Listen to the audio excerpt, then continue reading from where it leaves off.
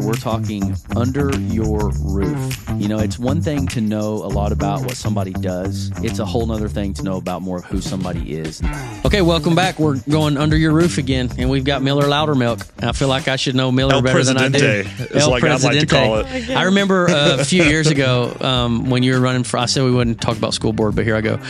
When you were first running for it, I've never seen anybody campaign better. It was like every corner, every direction. It was like, dude, I don't have an option. I got Miller voted. Like, it's like it pulled me to make me do it. Like, so marketing, bro. There's obviously something. Look, yeah. Your family is obviously become a part of the community, but like this isn't the only community you've lived in. No. You got a whole story like everyone else. And so the premise of these conversations is under your roof. A lot of people know a little bit about a lot of things of someone, but when you really get in someone's house, that's when you're really who they are. Like I am most of who Zach is.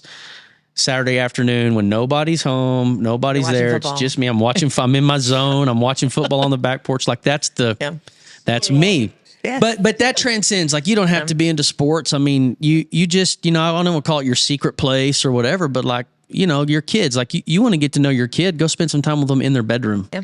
You get to know them in their places, and so that's our desire, is to have conversations that are more about the really who we are, things that make us tick, stuff we've worked through that have made us get through to get to, and all that kind of stuff. So thanks for jumping in with us. Thank Yeah. you. So you guys know each other like way better than you'll hear this. Like, it's like, you'll think Miller and I are long lost brother and sister because we've got similar pasts. Yes. But you guys really know each other. Unpack how y'all connected. You are a huge mentor for me. Oh, thank you. Very much so. Like Cool. I don't think I've met a more organic leader than Miller. Thank Okay. you. There's people that have been in leadership roles, throughout my career in the military that kind of demand, hey, you're going to do this. But with Miller, it's just come so organically. And now that she's president of our school board, like there's just, there's an awkward story, I think. Yeah. Initially, whenever There is. my very first board meeting, we were supposed to, we're supposed to reorganize the board, choose the next president, vice president, secretary, all this good stuff. And I kind of just spouted out Miller's name, and it was a little unexpected, I guess. There were some people already there that had, that had been doing it, maybe expected. I don't know. This, yeah. Unwritten rules, more or less. But yeah, that was super awkward. And so, like, you learned. I learned. And, but no, I mean, long story short, she's just been someone that I've been able to bounce opinions off, frustrations off. She's really been, she's been able to ground me in some areas where I'm freaking out, and she's kind of been like and a vice mom. versa, because I'm Vice always versa. like, I'm a woman, I'm emotional. I know that about me. Will you tell me if I'm being too emotional about this? Yeah. But Probably help make you a better dad. I mean, you got a couple girls, I'm the and same that's way. another thing too, is you see you and Loudy, or your husband, just, I mean, you've got 3 kids and they're involved in everything, and then y'all are like dividing and conquering and going all over the place while still running a business. And how do you do that? Yeah, and a lot of those things are, things that you do, things you've done. You get known for what you do, but back to like who you are, take us through some of that. Like, you didn't just show up one day and become this awesome organic leader, You had to get through some stuff to do that. And also what's fun is, this is not a shot at anything with military. Coaching's a lot like this. You get ranks, and because there's positional leadership, I'm at this rank and I said that floor is pink. What color is that floor? Pink, because I said so. Like, and there's a level of leadership there's an importance to that, but it's so far from the depths of empowering others to become more who they are, being real expressive, attracting people that want to grow, that kind of thing. So it sounds like to me, without even spending a ton of time with you, you've done that. You don't just do that. Yeah. So like, how'd you get there? Well, I guess you probably want to know where I grew up. Yeah, That's a where'd you grow big up? piece of it. I grew up in Kilgore. For East sure. Texas. Most people know Home the of the- Rangerettes. Rangerette. Well, that's a big dang deal, Big thing. Cameron. Okay, so my mom Big and dang sister deal. were both Rangerettes. Oh man. So they were both. So this is East Texas celebrity this is stuff. East Texas, like It's a big deal. I mean, it's a big deal. They're I think actually Tyler world Rose may be famous. close. They say they're world famous. I lived in mean- Athens, but we're talking East No, man. Texas. Yeah, Kilgore is, like 45 minutes from Shreveport. Yeah, we're talking cedar hackers, man. We're out in Yeah. the woods. hence my accent. I feel like it's gone away, but everybody's like, no, it's still there. Isn't the oil museum in Kilgore? The oil museum. I used to work at the oil museum. Yeah. Rangerettes. So Kilgore your whole life. My whole life. Wow. And so my mom, my dad was a pharmacist, and my mom was a teacher and a coach for, 40 years. And she coached track and cross country. And so I kind of grew up in, I guess, coach's kid. As a coach's kid. And if you've ever been a coach's kid, you know what that's like. And I loved my childhood. Like I grew up going to football games on Friday nights and waking up at 6:00 in the morning, going to cross country meets. Saturdays I was sunburned because my babysitters were the track kids.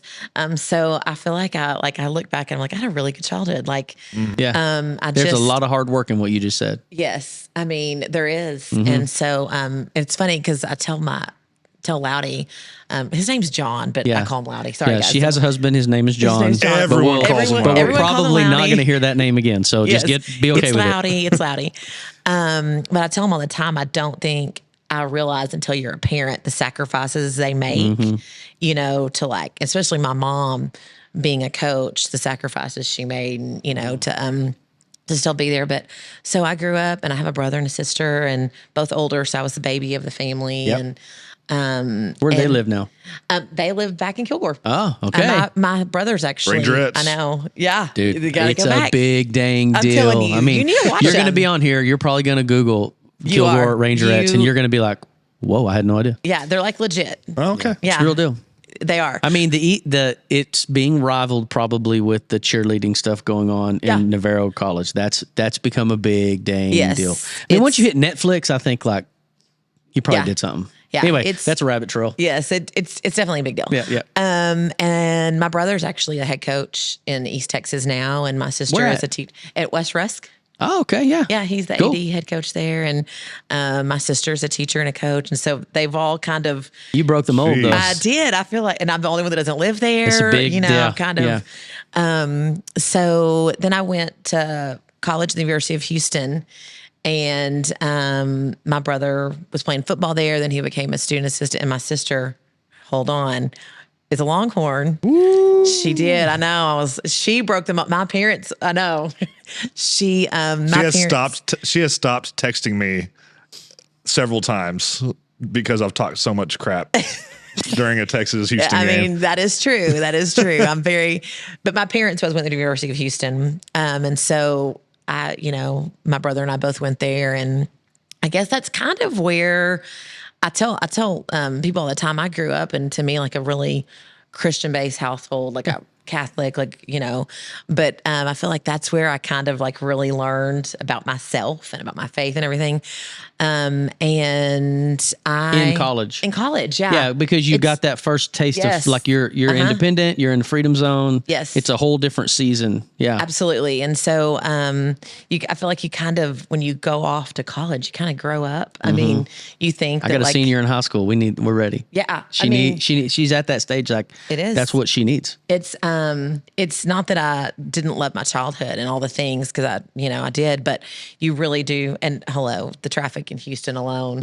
I mean, you really grow up. I lived in Barbers Hill for a while. Yeah. As a kid. The other side of Houston, though. Yeah. It's learning. It's literally I mean, you get thrown to the wolves. And, it's tough. Luckily my brother was there and his now wife. And, so I did have family there, to kind of, so I guess about my junior year, and I was pre-law. I think you and I've talked about this. It's so funny. Okay. Yeah.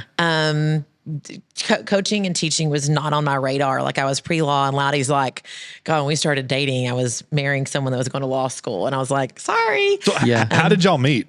Okay. So he and my brother were really good friends, and he actually, ended up coaching there. Yeah, he was a GA or something, He was right? a GA at the University of Houston. And Loudy was? Yeah. Mm-hmm. Huh. Yeah. So him and my brother were real good friends, and then it kind of evolved that way. And was this about the time Spradlin was there? yes. Yeah. Yep. That is exactly. So, that's when Spradlin, I mean, all those, and Loudy grew up in Stephenville. Yeah. So that was the connection. At the time I coached with Mike Giles. Oh yeah. Yeah. And so, and knew the Copeland guys and all that. And so, yeah. So yeah, that was kind of the connection of how he got brought to Houston.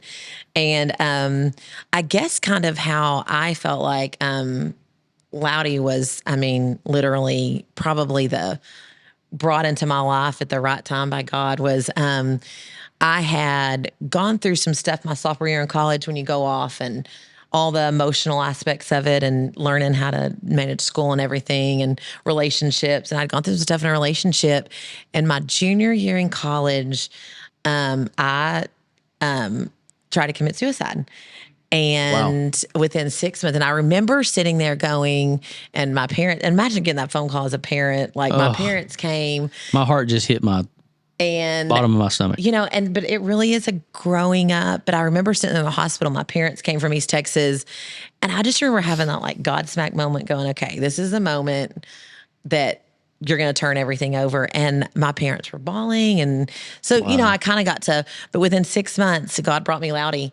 And I tell people that all the time, like, people really don't realize the right time when you get people in your life that make you a different human. And he did that for me. And, but at that moment I was like, okay, everything I do, I'm going to pray into, and which is what led me to a different career and all the things. And, it really was, I think, that moment, not just it changes your life, obviously, but, that God put people in my life from that point on too, that really kind of changed my path. Man, so much freedom since then. I can just tell, like, that's not obviously who you are. And like, people showed up and you give credit to people. God typically always uses people. I mean, that's kind of how the kingdom operates, right? Yes. But wow, to hear that, I've got a senior, like I said, will go off into college next year. And, I can remember the stresses of college. It's hard to go back that far. I'm 44 years old. Man. But now today, with all the different ways to get emotionally torn and compared and the stuff, what would you say to that girl right now?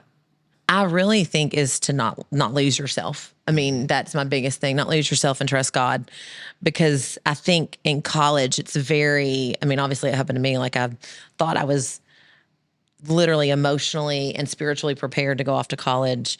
And until you really do that and face those battles, you really don't know really anything in life until you're doing it. No. There's a foundation to not lose yourself. You also have to know who you are first. You do. And that's, I think that's what I was really missing. You didn't know who you were. Yeah. Would you say in any of this, in your journey, that you found people, maybe when you were coaching or maybe now, that you see as like motherly, fatherly, like spiritual parents in y'all's lives? I'm a big believer in that God puts people in your phases for life. Absolutely.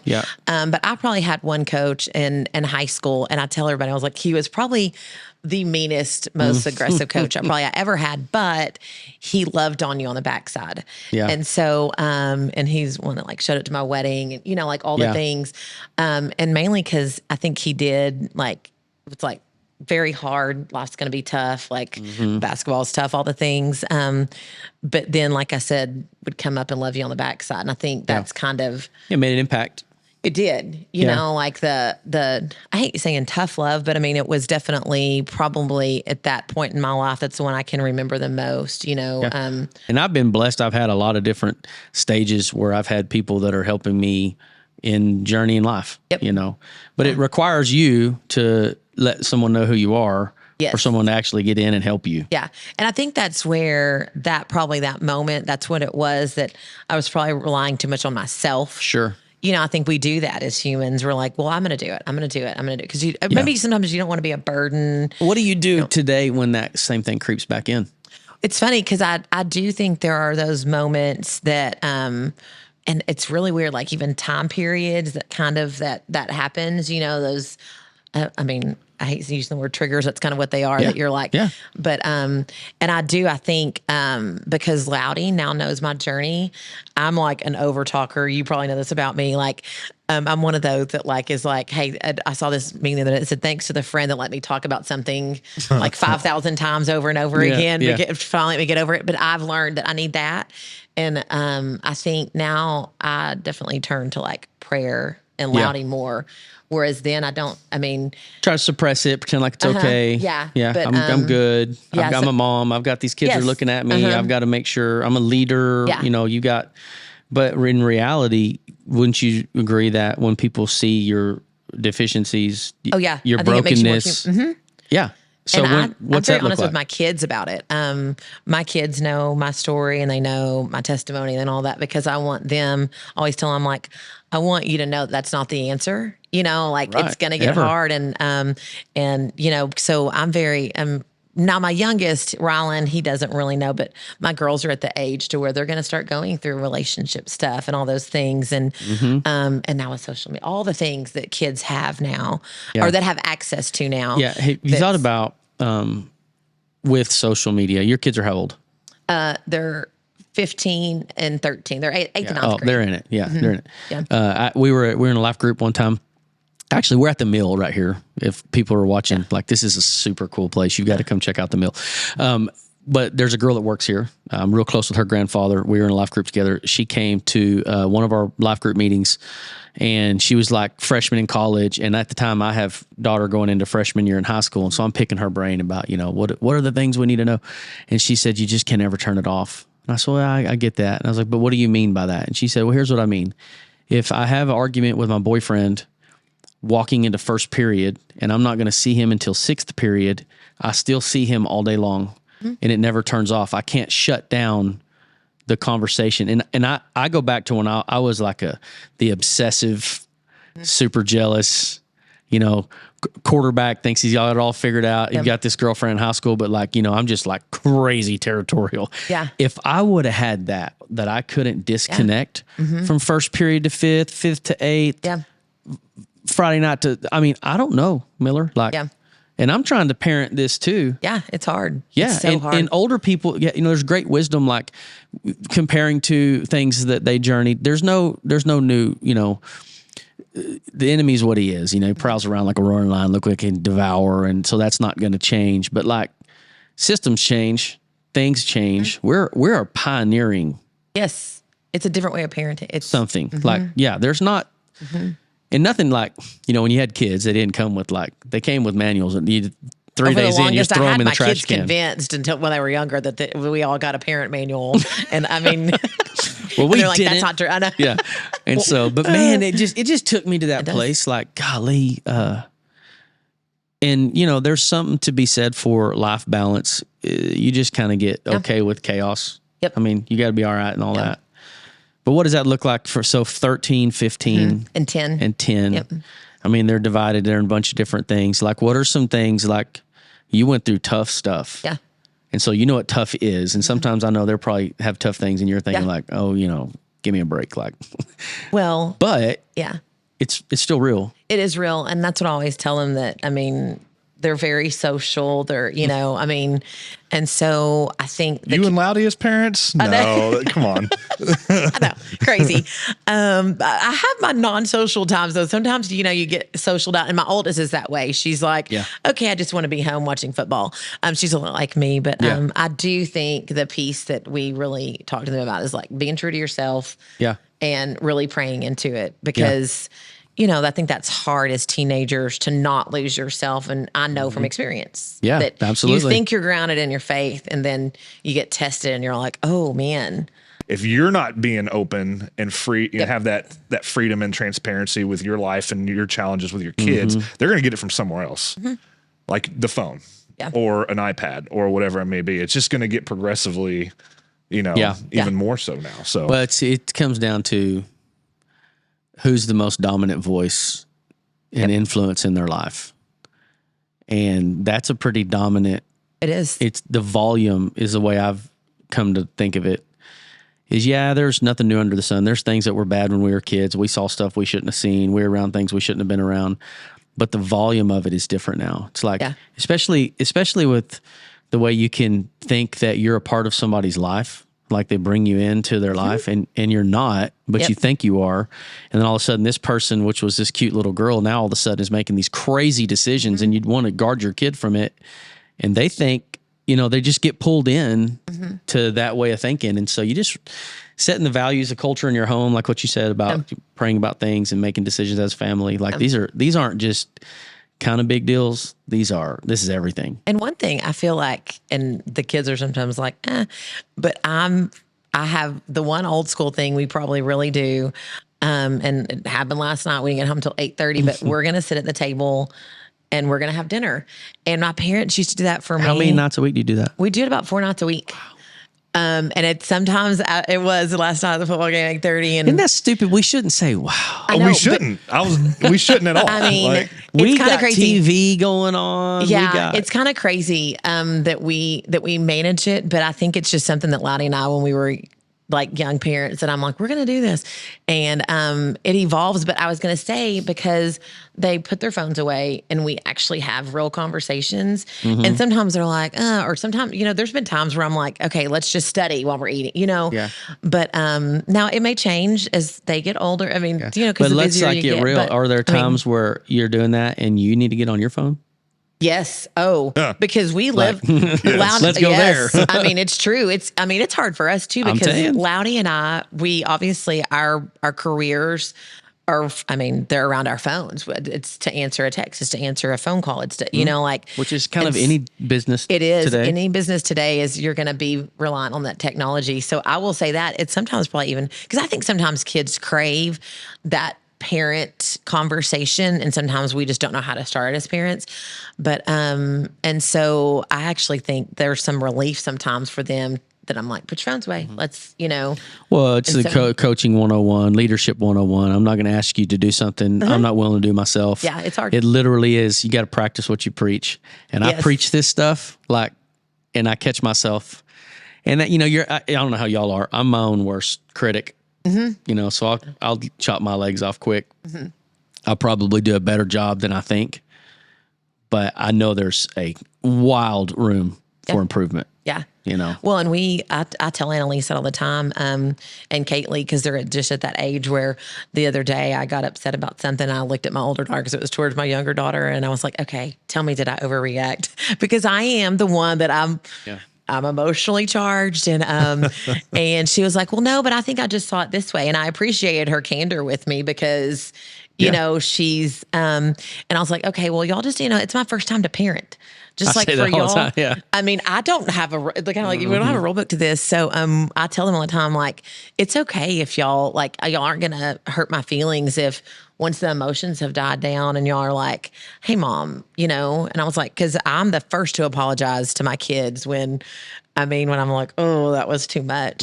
Because I think they need to see that vulnerability, and I also want them to do it too, So, I think that's a big piece that I tell them all the time, like, this is my first time doing it too, guys. You to shift gears a little bit, they're and I'm thinking about, I'm literally looking at y'all's dinner table, and I'm thinking about these conversations, and they're, knowing you and John, not Loudy, y'all work together. Who's John? It's the same guy. People. She has one husband. He saved her life. Everyone calm down. Yes. Okay. But, you're talking about your daily life. You're bringing up work. You guys are modeling something I think is pretty unique in that, John's a home builder. You're in real estate. Yes. But you help work with John. So in some ways you work for John. Yes. So there's a submission, which is hard, but it's also balance of marriage. We're going to talk about, out serving each other, submitting to one another. But like we get down to the brass tacks of what the old good word talks about. It's hard to do. You're a woman, a leader. There's this thing that screams into our society that says if you're not, as a woman, I'm raising daughters and I'm learning some of the things as I'm saying them. But there's also a necessary, absolute place for a woman to just be able to be a mom and just be the nurturing, part of that like as a dad, we need so much help with. And like, we can't all wear the same hats, So I'm just sitting here literally thinking about how y'all's workplace, because you coached for 10 years. I did. You left that season. Yes. And you didn't go into the law, which is what the degree was. And now here you're doing this. And I don't know, has it really hit you that what kind of modeling that you're showing your kids with what I'm talking about? Yeah. No, but yes. You probably didn't until just now. It really, when you said it that way, I think that I always wanted my girls to be able to see that, and that's why we probably talk about what we've done in the past, because, I was the coach that was, I was telling somebody the other day, I was 9 months pregnant at my district track meet, beating Highland Park. By the way, they hadn't lost in like 15 years, and we beat them when we were at McKinney North. This is the glory day stuff. Yes, coming up. Here it comes. I got a whole pocket. Wouldn't know about that. Not to brag, but that coach was amazing. By the way, he was one of the greatest guys I ever coached against. But and I remember people asking me, "Are you okay?" And I'm like, "No, like this is the district track meet."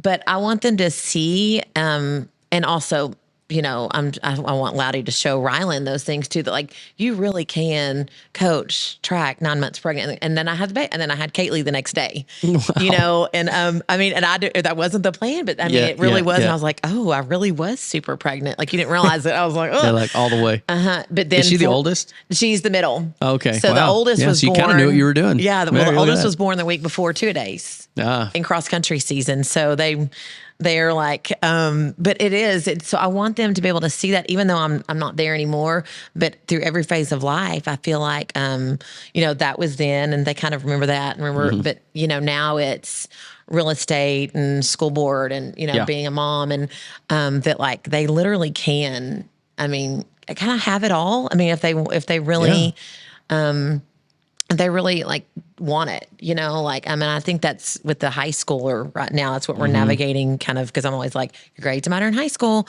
And so her kind of figuring that out, what she wants to do, I think I'm hoping and praying that we've modeled that to where, you know, our kids can see that, like, that's great. You know, what was it like to get out of coaching?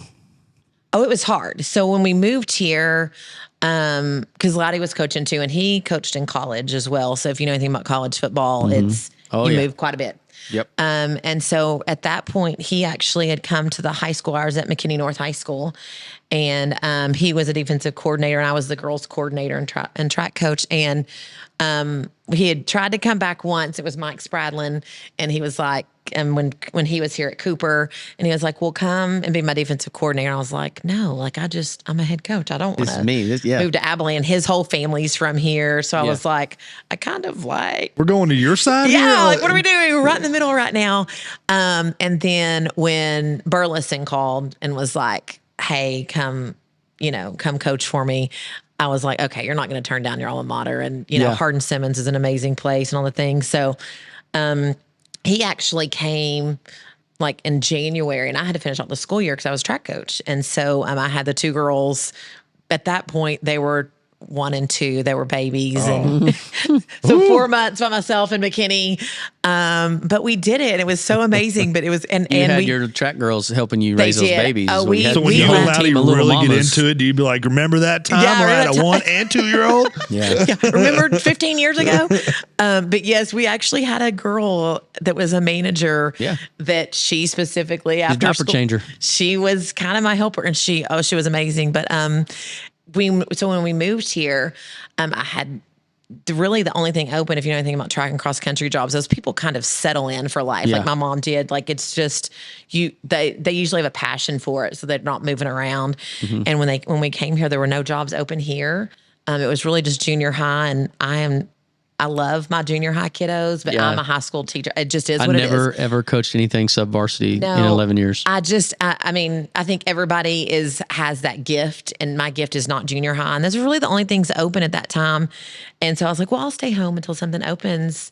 And it kind of was. Here we are. And would you go back and do it?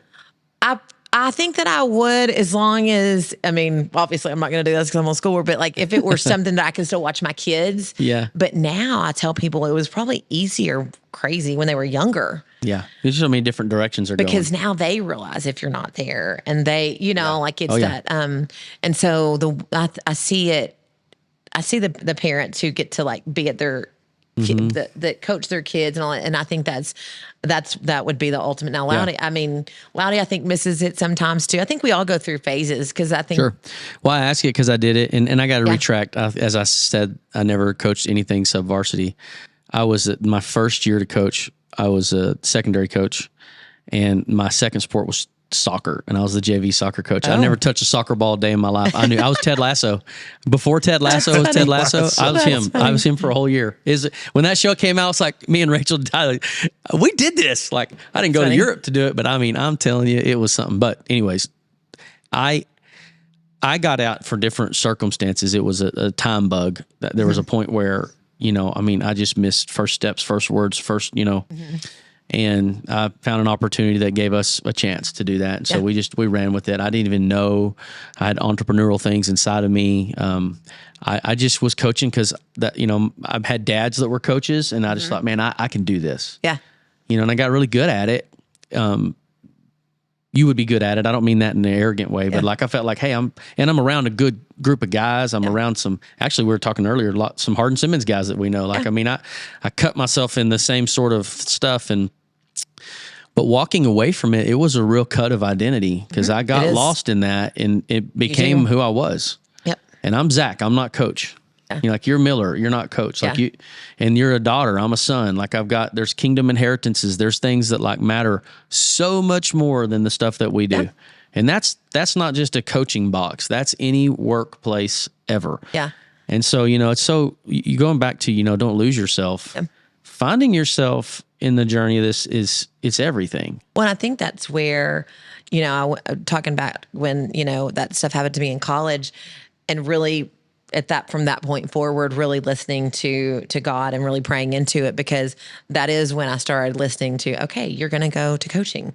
That's going to be, that's going to be your discipleship, and Loudy's going to stay in it, And so when I stepped away, and then when Loudy stepped away, we really, thought about it and prayed about it, and really, and he went in and talked to Jesse and was like, I'm going to go do my dad's business. And 2 days afterwards, we found out we were pregnant with Rylan. Yeah. So when we found out we were pregnant with Rylan, I was like, oh my gosh, now we're going to not have insurance. But God always provided. That's what I tell people all the time. God has always provided. Yep. I mean, it's incredible what he's done in our lives and what's happened in our lives, that I don't look back at a time that I'm like, okay, well, we made the right decision because we prayed into it and God provided. Yeah. Always. Yeah. And then sometimes there are risks you don't know. Yeah. Oh, when you left coaching, I'll never forget Leah. I had a lot of friends that what are you doing? Mm-hmm. I was an assistant head coach, getting some assistant AD jobs thrown at me for stipends, and, really just coaching football and maybe a class a day or two. It's you're right there, man. You're at the point where I should be applying and interviewing for head coaching jobs. Yep. But I don't know, something just shook. Another thing is I gave my life to the Lord in my 9th year of coaching, 9th and a half, and everything just changed for me. It's I went in an instant. I went from, I care about these kids, but man, these coaching coaches, men who are struggling with things around me that weren't being open with it. Yeah. It just made a shift in my life. Yeah. And so now I'm sort of the journey my life's gone on but I still go back and use. Oh yeah. So much from that season. Yeah. It's such a unique thing to be able to do, to have coached, you know. How long have y'all been married? 16 years. 16. Yeah. I've been married 20. You've been married how long? 13.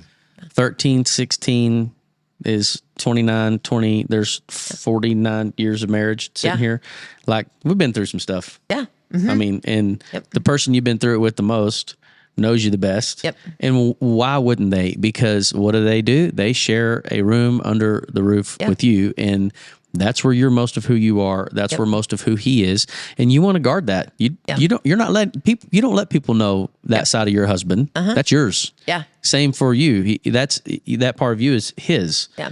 And man, such a sacred, thing to becoming one. Yeah. And that doesn't happen. That you sign a piece of paper that that this thing is legally that happens. Yes. Yeah. Well, he and I dated for 4.5 years before we got married. Yeah, yeah. And so it felt like, because he's 5 years older than me, and so he was at a different phase of his life even. Yeah. So whole different seasons trying to get these things to. And so we both kind of got our career started. So I think that was some of it when we were younger. He had already been through a lot of stuff that I had been through, and now just us figuring out parenting and all that. Together, it's actually a lot of fun. It should be. Yeah, he still gives me the butterflies. I tell people, I'm like, find someone that even after 16 years, I still get excited when he walks through the door. All those things that I feel like you should So I know. No, I just Look at it. You're picturing Loudy.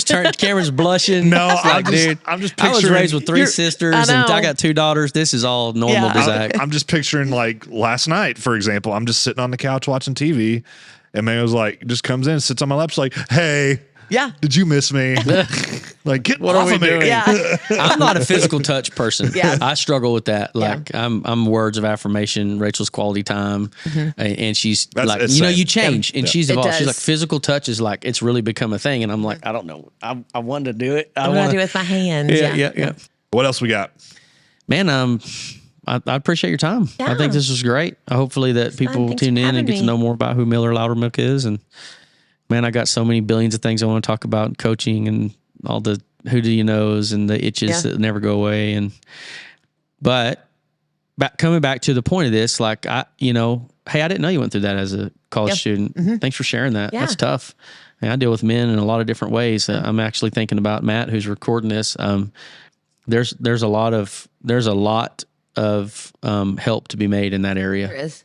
It's a big deal. I will say this. I think sometimes people see externally that, and I mean with kids, because we do sometimes put on a facade to people. Sure. And I do think it's really healthy. Like I said, I'm honest with my kids about it, that they know our journey so that they know like it wasn't easy. It wasn't, kind of like with you with the military, your journey wasn't easy, and also that you can come out on the other side of it.